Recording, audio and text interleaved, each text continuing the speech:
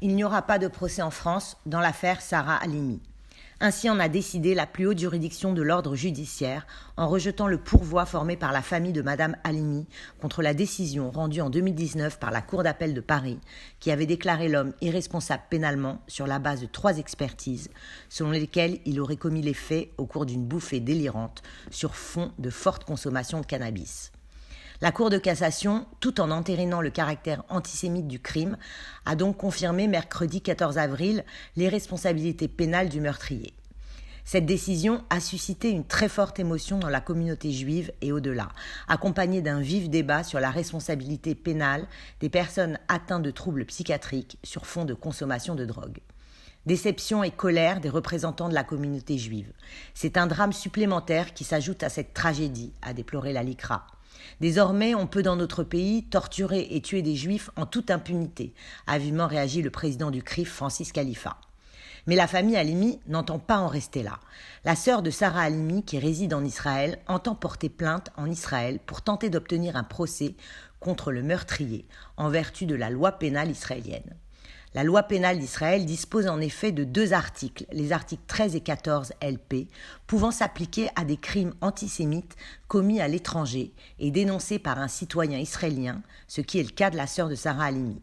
Maître Spinner et Golnadel, ses avocats, ont annoncé que leur cliente allait donc entamer une procédure pour que cet homme soit jugé. La loi israélienne s'applique en cas d'atteinte à la vie d'un juif commise à l'étranger. La France n'extrade toutefois pas ses ressortissants. Maître Golnadel et Spinner déplorent d'être contraints de diligenter cette procédure, mais ils ne sauraient accepter un déni de justice qui heurte la raison et l'équité bien au-delà de la communauté juive de France. Côté français, Emmanuel Macron veut faire évoluer la loi.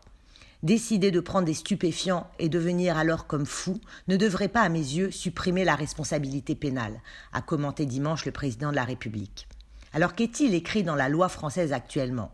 Le Code pénal stipule dans son article 122-1 que n'est pas pénalement responsable la personne qui était atteinte au moment des faits d'un trouble psychique ou neuropsychique ayant aboli son discernement ou le contrôle de ses actes. C'est un principe fondateur de la justice en France. Elle ne juge pas les personnes qui commettent des actions répréhensibles sous le coup de la folie.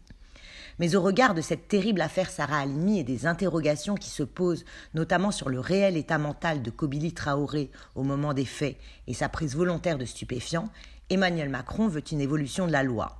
Le président de la République attend du ministre de la Justice, Éric Dupond-Moretti, qu'il présente un projet de loi visant à revoir la responsabilité pénale en cas de prise de stupéfiants qui vaut au meurtrier présumé de cette sexagénaire d'échapper aujourd'hui à la justice.